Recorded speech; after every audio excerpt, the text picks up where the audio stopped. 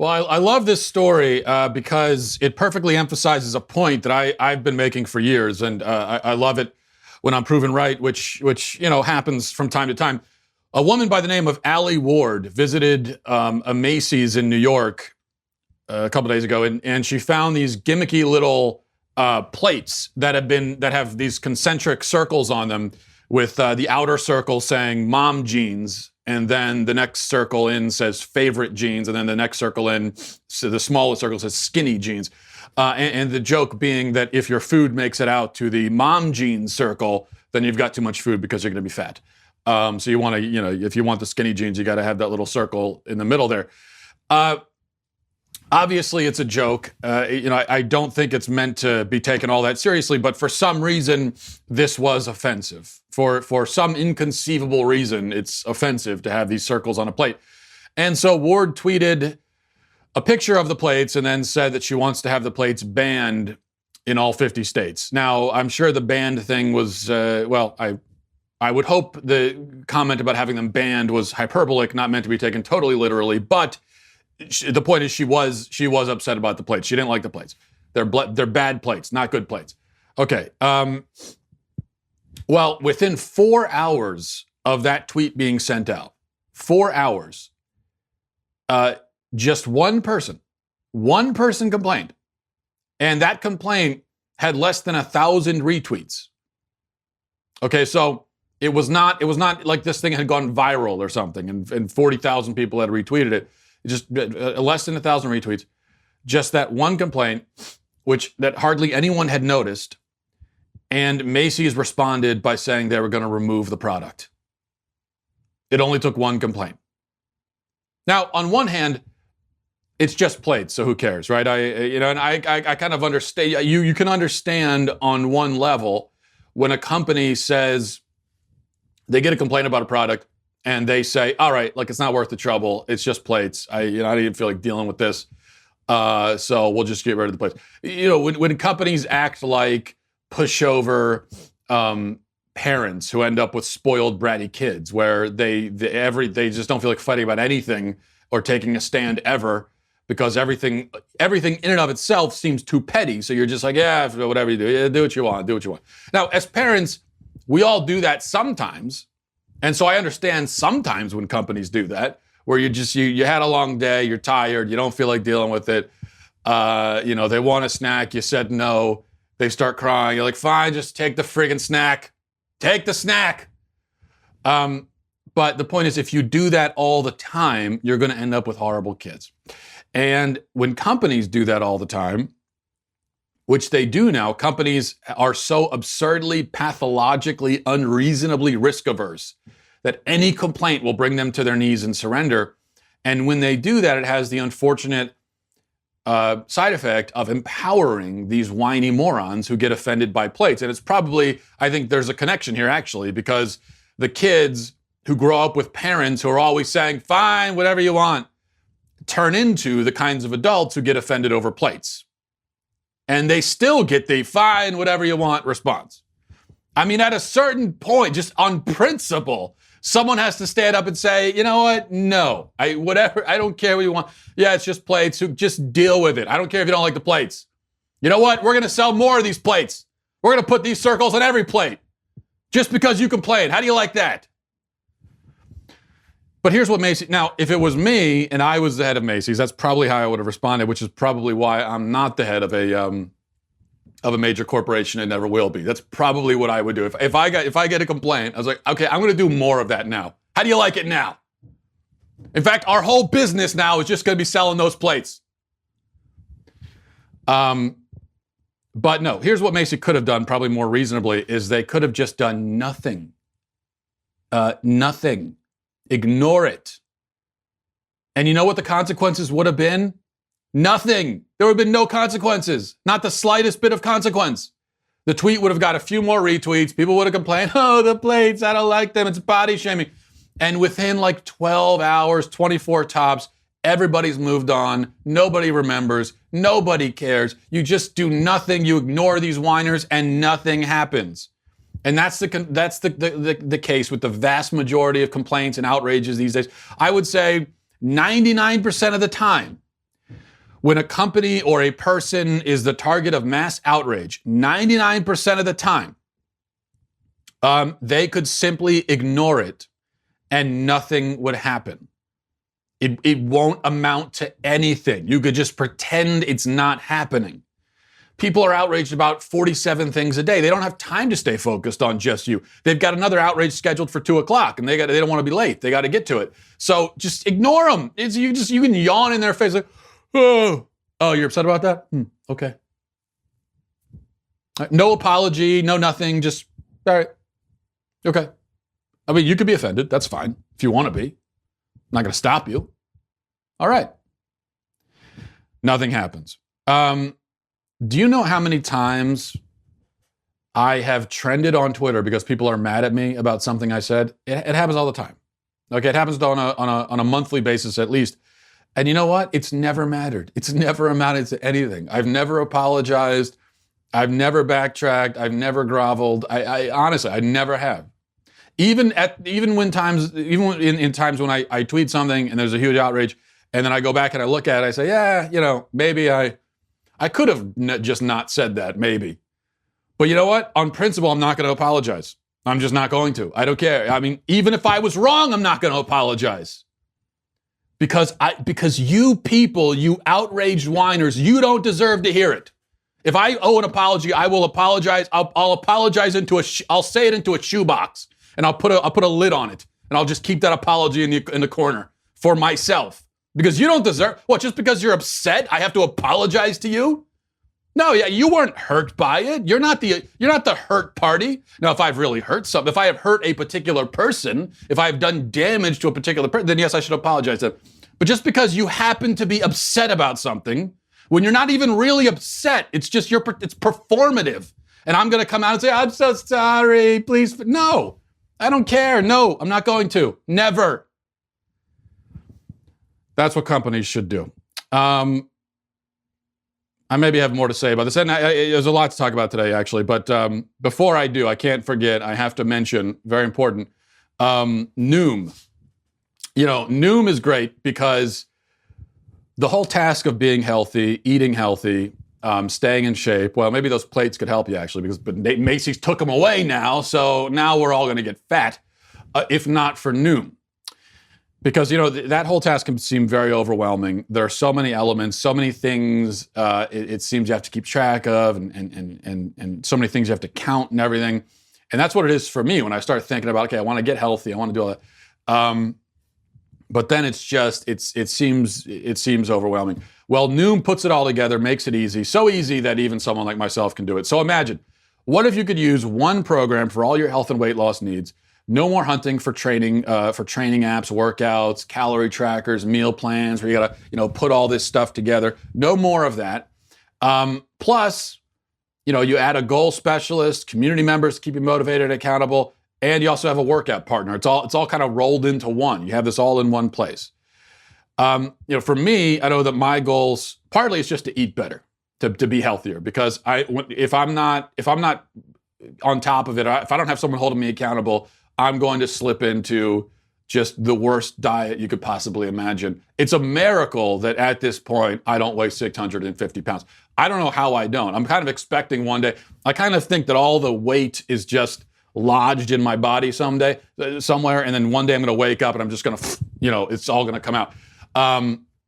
So I've gotten lucky so far, but I want to stay healthy. And that's part of what Noom does for me, especially and the other thing is keeping your energy up, especially with 3 kids. I got 4th on the way. Want to stay energetic, want to have all that energy, and Noom is great for that as well. Noom is a habit-changing solution that helps users to learn to develop a new relationship with food through personalized courses. Based in psychology, Noom teaches you why you do the things you do, and it arms you with the tools to break bad habits and replace them with better ones. You don't have to change it all in one day. Okay, this is baby step type of thing. Small steps make a lot of progress. Sign up for your trial today at Noom, Noom.com/Walsh. What do you have to lose? Aside from all the weight, visit Noom.com/Walsh to start your trial today. That's Noom.com/Walsh, the last weight program you're ever going to need. All right, just fixing my collar here. All right, professional operation. Okay, I think I made my point on the outrage thing. Maybe we'll move on for that. But I do think that I just wish people would understand this, that most of the time you can just ignore. One thing I'll never forget, I remember the time when I tweeted something and people were upset about it. I don't even remember what it was, but people were outraged. But then I went on a kind of a mini vacation, and so I didn't check my phone for 3 days. When I came back and I went online, I saw sort of the remnants of a past outrage that had long since passed. It went on for a day or two and people moved on. So the great thing was, I said this thing, people were crying about it, yet I was out fishing, completely oblivious to it. And I come back and they've all moved on. And so I see it and I say, oh, okay. All right. Well, so that happened. Think about all these people wasting their time being upset at you, mad at you, while you just don't care. You know how powerful, how empowering that is? You want to talk about empowering? That's empowering. People are so used to when someone gets upset, you start cowering, you surrender. It's actually an opportunity for you to be empowered. When you have seems like everyone is so upset and they're crying and you just don't care. You have no power over me. None. Your outrage amounts to nothing. How does that feel? Cry about it some more. All right. Let me see. I don't want to. Here's a topic we talked about yesterday. I don't want to leave it just yet because I think it's important, and it may be a threshold kind of story where, as a society, we either draw a line finally and retreat back into some semblance of sanity, or we cross the line, we cross the threshold, and we give ourselves up irretrievably, irrevocably to full-fledged insanity. I think this issue is that, maybe. And this is the issue of the man who goes by the name Jessica Yaniv, identifies as a woman, allegedly. And I'm not even sure if I believe, actually, that I think there are a lot of transgender people, men who identify as women and are confused. They have a mental illness. And of course, they're not really women, but they might actually think it because they suffer from a delusion. I also think, inevitably, you're going to have some men who aren't even confused. I mean, they know what they are. They're just pretending to be confused. They're pretending to identify as something that they don't identify as in any way, shape, or form. I think potentially that's what's happening here with Jessica Yaniv, based on what we found out about this gentleman. So, but this is the guy that's in Canada. He's as we talked about yesterday, he's suing various salons in Canada for refusing to wax his testicles. These salons only do Brazilians for women. Doing it for a man is a totally different procedure, different thing, different wax, different equipment. They don't do it for men. But he insists that they do it for him because he claims to be a woman, even though he's not one. He's trying to use the power of the state, essentially, to force their hands down his pants, which is sexual assault, no matter how you slice it. And that's why this guy, before we even get into the specifics about him, we know this guy's a predator because he is trying to legally sexually assault women, which is self-evidently ridiculous, of course. Nobody has a moral right to anyone else's labor. Least of all, do you have the moral right to the labor of a professional genital waxer. And even less than that, do you have the right to the labor of a professional genital waxer who specializes in waxing the genitals of the opposite sex. As I mentioned yesterday, the Post-Millennial publication in Canada has been on top of this. They've done a deep dive into Yaniv's social media postings and leaked text messages and chat room messages and so on.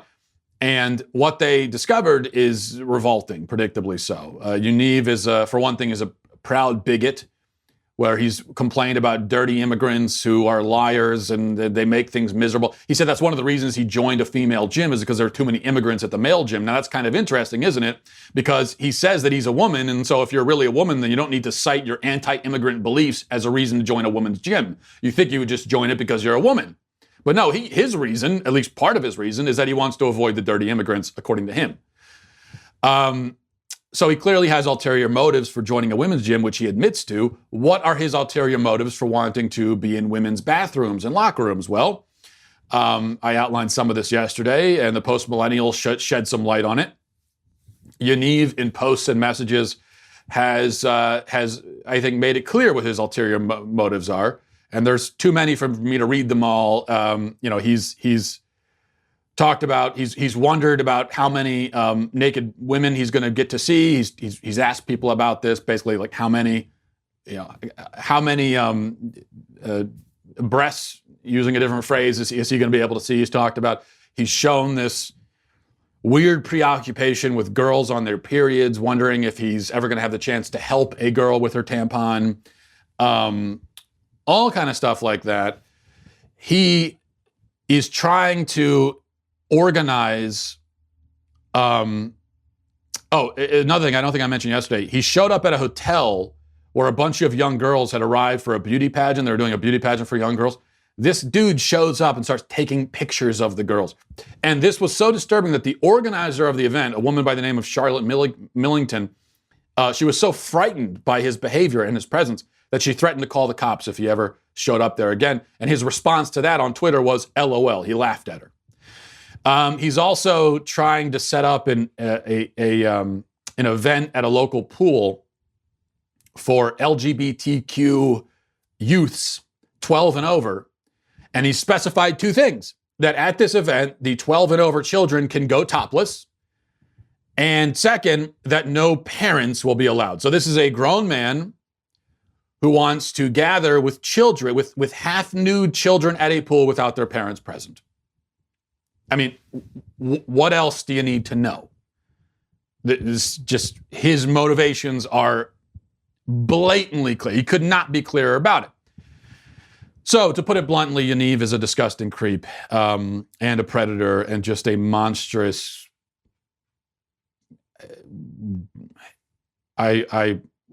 Just a monster. We'll leave it there. We went over most of that yesterday. Here's the thing I want to focus on today, because attached to this story, I think, is by far the most egregious thing Twitter has ever done. Now, we know about the biases of these social media giants. We know about the things that Facebook has done, Twitter has done to discriminate against conservatives and all of that. This, I think, is the worst example, by far the worst example. And Twitter has not gotten nearly as much backlash over this as they should, because Twitter is going out of its way to protect someone who is clearly a predator and likely a danger to children. Two women, Megan Murphy and Lindsay Shepard, have been banned permanently from Twitter for standing up to this guy, Yaniv. Two women have been shut down, silenced for the sake of this pervert. It's incredible. The first was Megan Murphy. Now, months ago, Megan Murphy, back in the fall of 2018, Murphy was calling attention to the fact that Yaniv is a disgusting predatory pervert, talking about these messages and his behavior and everything. She correctly labeled him a man while doing so, and so she was banned. Murphy, by the way, is a feminist, and she and I probably disagree on every conceivable issue except for this one. But she is brave enough and lucid enough to see the truth with this transgender stuff and to say so, and so she was silenced for it. Now, this is something I've been saying for a while, that feminists generally, the transgender agenda is an intensely, inherently anti-feminist agenda. Everything feminists have worked for is being undone by these men in dresses claiming to be women. Some feminists are realizing that and are saying, "Now, hold on a second. We're gonna just forfeit everything we've worked for all this time? All of our arguments, we're gonna toss them out the window because a small percentage of confused men want to wear dresses and enter the women's room? We're really gonna give it all up for them?" Some feminists have said that, Megan Murphy being one of them. But the reason why more don't say it, and I think almost all of them know the truth. Almost all of them feel in their hearts and probably say to each other in private, how crazy this is. But the reason more of them don't say it publicly is because of this. Meghan Murphy, her platform was taken from her permanently. Even that is not egregious as what happened last week. Lindsay Shepherd, free speech activist, obviously a woman, real woman. She got into a back and forth with Yaniv over all this stuff, and she was calling him out. He came back by mocking her and accusing her of having a, quote, quoting from him, loose vagina. And then he said that he claimed that he referred to his own genitalia, claiming to have female genitalia, which of course he doesn't, and said that his was not loose. Okay, I'm trying not to be graphic, but I need you to understand what this guy, how disgusting this guy is, and what he actually said to this woman. So that was his first comment. She responds. His next response is making fun of her for a condition that Shepherd has called a septate or septate uterus, which causes a sort of a separation in the uterus. It's a lining in the uterus that kind of separates it, and it causes miscarriages and other problems.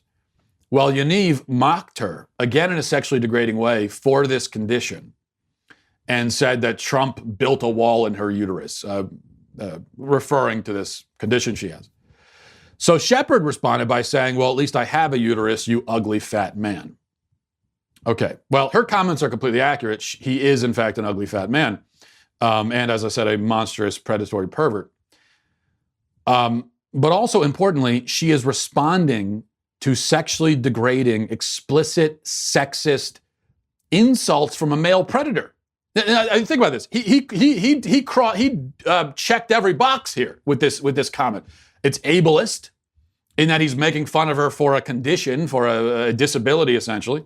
It's sexist because he is making fun of her in a sexually degrading way. It's harassing. It's everything. I mean, this is everything that Twitter says you're not supposed to do. And what happens?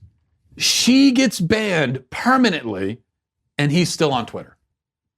Not only is he on Twitter, but he's on Twitter advocating for things like half-nude swim events without parents for children and himself. I mean, he is using his platform to prey on people, not to mention harass and insult women. Twitter bans the women who stand up to him, silences them, and in order to keep this guy on. I mean, this is for the third time now. I think is the worst example of bias by Twitter. It is so absolutely indefensible. There is just no defense for this. I mean, the most you could defend would be banning both of them. Now, if it were up to me, I would ban this predator, and I would definitely keep both of those women around because they're defending themselves and standing up to a bully, which they have every right to do.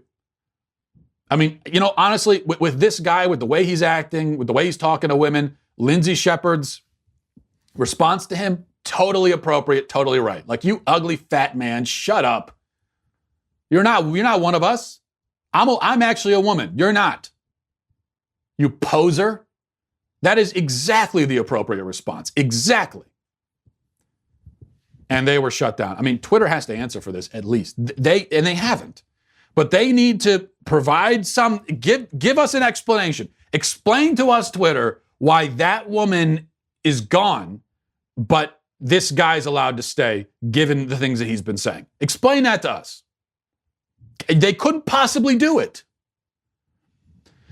And look, if I'm as I said, I know this guy's a predator based simply already on the fact that he's trying to force women to touch his genitals by law. That makes him a predator in my book. We've seen some of his messages and the harassing that he's done. That makes him a predator. Whether or not he's actually done anything in the real world illegal, I don't know. But I'll put it this way. I wouldn't let my children within 50 yards of this guy. And if my daughter was in the bathroom and this dude walked in to that bathroom we're going to have serious problems. But the point is, if anything ever were to happen, or does happen, or has happened, and Twitter has been protecting this guy and giving him a platform, and not only that, but shutting down people who call attention to it, I think Twitter has put itself in not just moral hot water, but legal hot water. So this is something that I think we need to be talking about. And when we talk about bias in social media, this should be our first example. And we should continue talking about it until, at the very minimum, Twitter provides us with a justification. All right, let's see. Cory Booker was on. I even forget the guy's name. This guy is just so devoid of personality and so humorless that I can't even remember. The late night guy, the one that's, I think, after Fallon, Seth, what's his name? I really can't remember his name. Seth, not MacFarlane, no. Seth, not Green. Seth, what is it? Now it's going to bug me. Anyway, I mean, but this guy, I don't understand how this guy has a late night show. I've tried a few times to watch it. And this isn't a political thing. It's not just that he complains about Trump all the time and that bothers me. I don't care if people complain about Trump personally. But he's never done anything funny or said anything funny. I mean, there's nothing funny about this guy. And he's got a late night show. Anyway, so Booker went on with this Seth, one of the Seths, and watch what Booker had to say. In all seriousness, insofar as we talk about politeness, which will be an interesting thing in this campaign going forward, you talk about civic grace and you talk about courageous empathy. Can you speak a little bit to what you mean by those ideas, and also the difficulty in expressing those, in practicing those at a time where the opponent will likely not be using those? Look, I was running on an Iowa stage, and we were so psyched, hundreds of people there. I'm about to jump up, and this guy sees me, the former tight end from Stanford University. He's a big guy. He puts his arm around me, and he goes, "Dude, I want you to punch Donald Trump in the face." And I stop in my tracks, and I go, "Dude, that's a felony, man." and you know, this Donald Trump is a guy who, you understand, he hurts you, and my testosterone sometimes makes me want to feel like punching him, and which would be bad for this elderly, out of shape man that he is. If I did that, this physically weak specimen. But you see what I'm talking there? Even that's his tactics, and you don't beat a bully like him, fighting him on his tactics, on his terms, using his turf. He's the body shamer. He's the guy that tries to drag people in the gutter. And this is a moral moment in America. And to me, what we need from our next leader, especially after the time of moral vandalism that we're in right now, is we need a leader that's not going to call us to the worst of who we are, but call us to the best of who we are.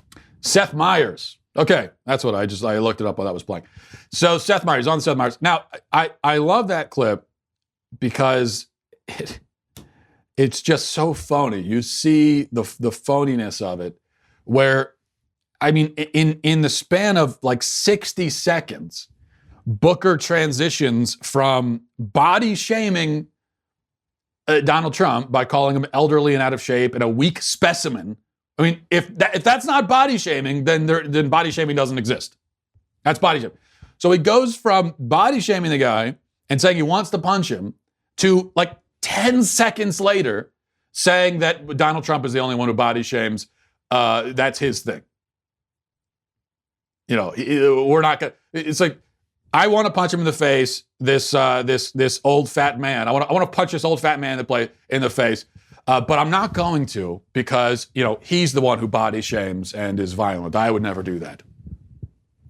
How dare you body shame, you old, fat, miserable lump of clay? That was essentially his message. And they get away with it. Of course, Seth, I forgot his name already. Seth didn't call him out on that. They never get called out on it. Amazing. All right, let's move on to emails. A couple good ones here. I want to leave a little time for it. MattWalshShow@gmail.com. MattWalshShow@gmail.com. This is from Shame. Hey, Mr. Walsh. I hope your Sunday is going well. I saw someone that looked exactly like you at Mass today. He had a beard, glasses, looked to be about 6 feet tall. However, I knew it wasn't you because he exited Mass. When he exited Mass, he didn't go in his car and yell into a camera for 20 minutes, so that gave away the imposter. Just wanted to let you know there's a guy in Delaware trying to steal your identity, so be wary. With that knowledge, I hope you have a nice day. You know, I get emails like this all the time from people saying that they saw someone who looks like me. These are all imposters. There are people who are clearly trying to steal my identity. And even if they just so happen to look like me, it's not intentional, they still are stealing my identity. And I think it's up to them, it's their responsibility to do something to change their appearance. Whether they want to, like, let's say, cut themselves in the face, give themselves a huge scar. And I mean, it's like, I'm not going to, whatever they want to do, but I think it's up to them. It's their moral responsibility. Because this is me. You know, I look like this. I don't think it's fair for anyone else to look how I look. You see, so I think it's up to them to do something. They could cut off an arm, for instance, so that, you know, I mean, they could be the one-arm Matt. It's up to them. Yeah, I'm just throwing out suggestions. All right. This is from Brianna. Says, I'm a new listener to your podcast. Love your sarcastic and cynical humor. How dare you accuse me of being cynical? 4 years ago, I was a radical feminist who believed the Republican Party was identical to the KKK. I would have called you racist, homophobic, all the phobics, and basically every horrible word in the feminist new dictionary. However, during my time in college, which I know is strange, my mind changed. I began questioning if I ever had a unique thought or if I was just repeating garbage I heard. I converted to Catholicism. My family is atheist, and then became pro-life after reading the science and seeing that it was truly a baby. I began to question transgenderism. The problem is I feel like a fraud whenever I visit my friends. They're all like me 4 years ago. They truly believe CNN is an unbiased news source, Hillary Clinton is honest, and abortion is needed for women to get ahead somehow. They knew me before I changed and grew as a person, but I love them as friends, and I have so many memories with them. How can I come out to them as a conservative? I used to behave very badly towards conservatives, and I am afraid of the backlash and verbal assault. Also, playing the victim card. I recently got my victim license. I am a mixed race, Mexican and Middle Eastern woman whose father was a refugee and mother an immigrant. So you can only imagine the array of questions and verbal assaults that I will get if I say anything good about conservatives. I mean, you've got some cards there to play. But you know, we talk, and I'm sure you've noticed this, Brianna, but when I talk about the victim cards and the victim hierarchy, the thing is, it's just sort of, it should be understood, it goes without saying, that all of that only applies to liberals. And in fact, the interesting thing is, and again, probably you've noticed this, if you know, someone like yourself, mixed race, refugee father, immigrant mother, woman, if you're, as a feminist, as a liberal, you had a ton of victim cards to play. You weren't at the top. I mean, you didn't say, there are levels above you. But then when you change and you become conservative, everything kind of flips over and you actually end up below white men. And on the left, you're seen as a greater enemy even than me as a straight white Christian male. Because there's the added thing of where you're viewed as a traitor. So that's what's interesting. And so, and you know, I don't even mean to make a joke of it, because that is actually what happens to women and to minorities who don't follow the party line, so to speak. And so I can understand why you're hesitant. But what I would say is this: you know, I have friends. I've always basically been a crazy right-wing nut job, but so my friends, even from back in the old days, you know, back friends I knew in high school, who I still keep in touch with, they already knew that about me. But even some of those friends are, some of them, very liberal, in fact. And we disagree about pretty much everything. But the way I look at it, we still get along, and get along well, I think.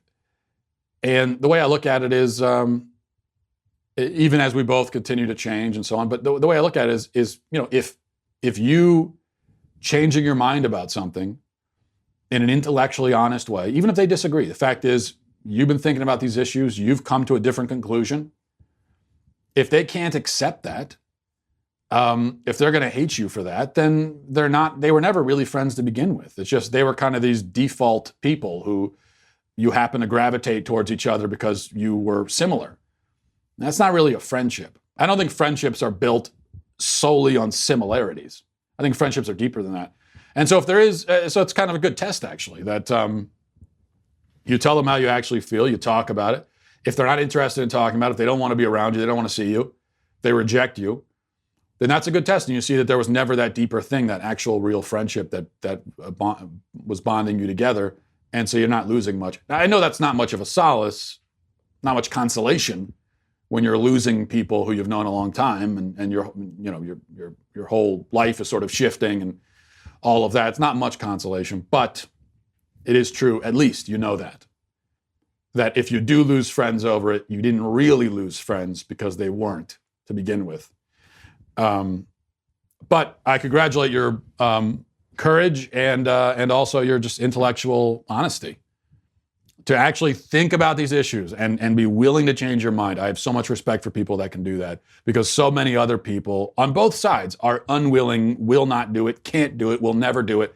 And so the fact that you do and have and will is, I think, really great. All right, this is from Daniel. Big fan of the show. You recently did a mailbag segment and answered a question about the ontological argument for the existence of God. You answered that existence is not a predicate and therefore renders the argument invalid. I would like to offer a rebuttal to this. Although it is accurate to say that existence is not a predicate, that doesn't actually affect the argument, because the thing in question is not merely existence, but necessary existence, an attribute that only a maximally great being could possess. As such, a few implications follow. These implications, which, when stated as premises in a syllogism, form the current iteration of the argument. It just so happens that St. Anselm's version has been supplanted by Alvin Plantinga and is constructed as follows. 1, God is by definition the greatest conceivable being. 2, if such a maximally great being is even possible, then it exists in some possible world. 3, if it exists in some possible world, then it exists in every possible world by the necessity of its own nature. 4, if it exists in every possible world, then it exists in the actual world. 5, if it exists in the actual world, then it exists. 6, therefore God exists.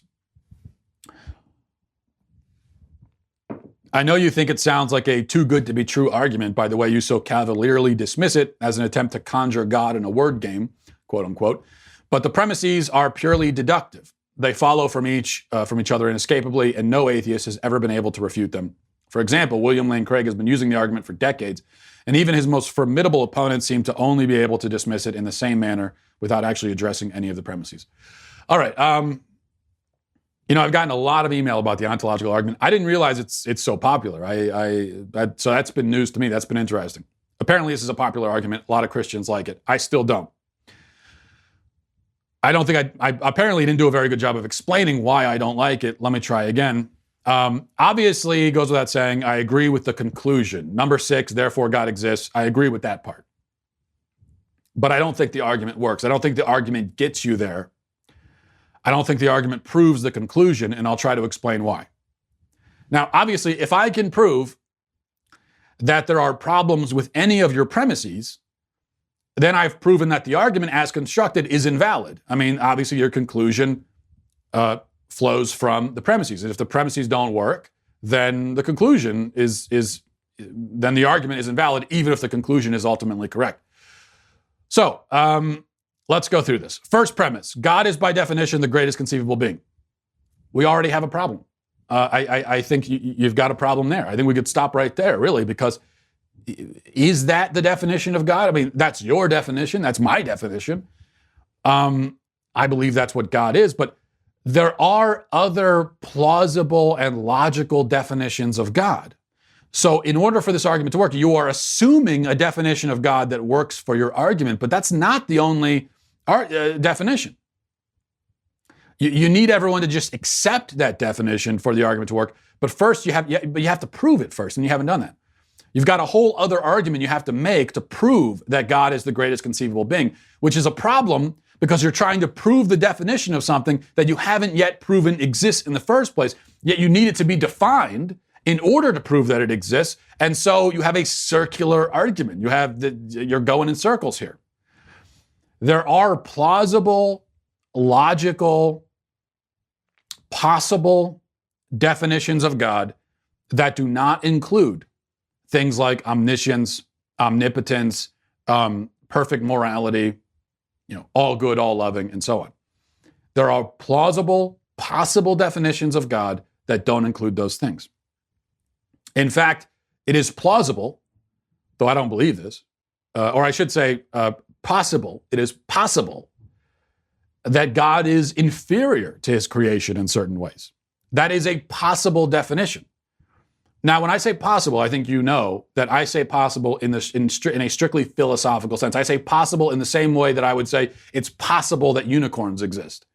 They don't exist, but it's possible. It's not logically impossible. So that's what, in a philosophical sense, just to clarify for anyone who's confused, when I say it's possible that God is inferior, or God is not all-powerful, and so on, I'm not saying that I believe that, or that I think it's likely, or anything. I'm just saying that it's not logically impossible. So a God who is not all-powerful is not the same as an unmarried bachelor. An unmarried bachelor is logically impossible. A God who is limited in his power is not logically impossible. Maybe the deists are right, and God is a force that just got the ball rolling and then sat back and does nothing now. I mean, maybe God got the ball rolling and then disappeared and doesn't exist anymore. I mean, in that case, he's not omniscient, not omnipotent, doesn't need to be, certainly doesn't need to be all-loving, probably isn't if the deists are right. There could, in that case, be beings in the universe who are more loving, more knowledgeable than God, possibly even more powerful than God. I mean, in order for, at the most basic definition, the only thing God needs to be able to do is get the ball rolling on the universe. He doesn't need to have any other powers aside from that. Maybe the Greeks were right, and God is a pretty powerful being, but he's also petty and jealous and kind of stupid sometimes and not all-knowing. In which case, you could argue that a virtuous human being is greater than God, at least in some sense. Maybe the pantheists are right, and God is just a force like love, an abstraction. I don't believe any of that, but I think your argument fails because you've ruled out those possibilities to begin with without proving that they should be ruled out. Premise 2. You say, if such a maximally great being is even possible, then it exists in some possible world. The problem is that you haven't defined exists. Okay? Does love exist? It doesn't exist as a thing. It isn't a person. It's a sort of an abstract concept. It's a force. Okay? What if love is God? What if the universe is bound together by the energy of love or some such crap? Something like that. I mean, something that some new age moron would say. It's not logically impossible. Premise 3, you say if it exists in some possible world, then it exists in every possible world by the necessity of its own nature. We got a big problem here. I don't see how you've proven that God is necessary by his nature. Just because he's a conceivable being who is perfectly great, though not necessarily perfectly great, as I've established, I don't see how that proves that he's necessary. I think you've just kind of snuck that into the premise without proving it. I mean, I think if an atheist, if you try to presenting this to an atheist, I think he could stop you right there and say, why is he necessary? What do you mean? Just because even if I accept that God by definition is the greatest possible being, that doesn't make him necessary. Doesn't make him necessary for reality to exist. The premise is an assertion that also needs to be proven, unless you're defining greatness in part as necessity. A perfectly great being has to also be necessary for reality. But that's special pleading. You're putting your argument into the definition.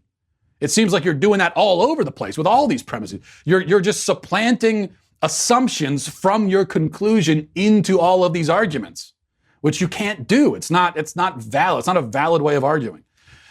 So it seems for this argument to work, you've asserted from the get-go, without proving it, that God is both maximally great and necessary. Circular, I think. Now, I see what you've done here, or what Planting has done. You've subbed out the whole bit about how God's greatness means, he must exist because it's greater to exist than not exist. That was Anselm's formulation, which is what I responded to. So you've gotten rid of that. But instead you said, well, he's necessary by his nature. But again, you haven't proved that he's necessary by his nature. You've dropped that into the premise without proving it. So I think you need to stick with the assertion, with Ansell's assertion, that a great being must exist because it's greater to exist than not exist. And that's where you get the necessity from. But that doesn't work because it does treat existence as a feature, as a trait. And it assumes that existence is necessarily greater than non-existence, which it probably is, but you've got to define the word great, which you haven't done. I mean, at a minimum, before you begin this argument, you got to, what do you mean by great? I mean, is it possible for something that doesn't exist to be greater than something that does? I mean, I don't know. You could potentially make that argument. And that argument also doesn't work because it can be used to prove the existence of literally anything. Let me show you what I mean. Using most of your argument, only taking out the necessity bit and putting in Anselm's formulation, because I think that's the only way this works. So, but it doesn't work because of this. Premise one. A superhuman basketball player is, by definition, the greatest conceivable basketball player. He can, for instance, hit every shot. He's got a 100% shooting percentage. I think we can all agree that the greatest conceivable basketball player, at a minimum, can hit every shot. Two, if such a maximally great basketball player is even possible, then it exists in some possible world. And it is possible. It's not logically impossible that you could have a guy that hits every single shot, even from 100 miles away. It's not logically impossible. Three, if it exists in some possible world, then it exists in every possible world because it is greater to exist than not exist. Plus, you can't really hit a jump shot if you don't exist. Number four, if it exists in every possible world, then it exists in the actual world. Five, if it exists in the actual world, then it exists. Six, therefore, the NBA better go find this guy, because he's so far gone undrafted.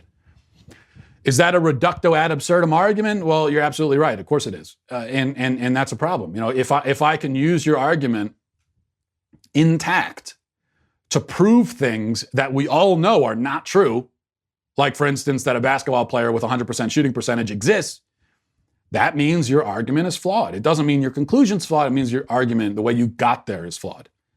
And I mean, you could really anything. You could use this argument to prove anything. Unless, again, you're setting the argument up in such a specific way that it could only possibly apply to God. And that you're setting it up so that this form of argumentation is invalid when applied in any other circumstance. But that is special pleading.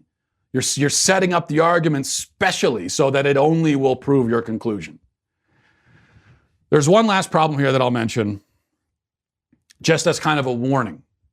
Okay, if you're going to try this against atheists, here's another thing that's going to happen.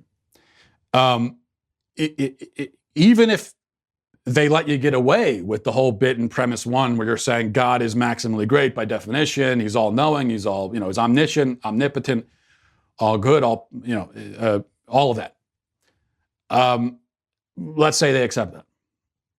Well, the next step, if they're smart, is they're going to say, well, hold on a second. Because then you go to premise two and you say that if such a being is even possible, it exists in some possible world. What they're going to say is, well, that being is not possible, actually. That's an impossible being.